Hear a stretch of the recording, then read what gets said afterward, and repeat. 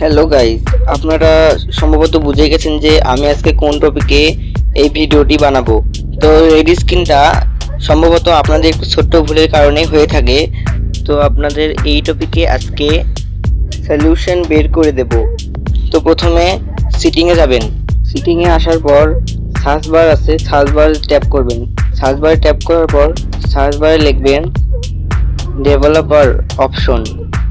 Developer option লেখার পর আপনারা দেখতে পারবেন নিচে ডেভেলপার অপশন লেখাটি শো করবে। তো ওটার উপরে ক্লিক করবেন। এরপরে নিচের দিকে স্ক্রল করতে থাকবেন যতক্ষণ না শো ভিউ আপডেট নামে একটি অপশন বের না হয়, ততক্ষণ স্ক্রল করতে থাকবেন। তো দেখতেই পাচ্ছেন আমাদের সামনে শো ভিউ আপডেট নামে একটি অপশন দেখা যাচ্ছে। জাস্ট এটাকে অফ করে দিবেন। তো বন্ধুরা, আশা করি আপনারা ভিডিও দেখে কিছুটা বুঝলেন এবং জানলেন।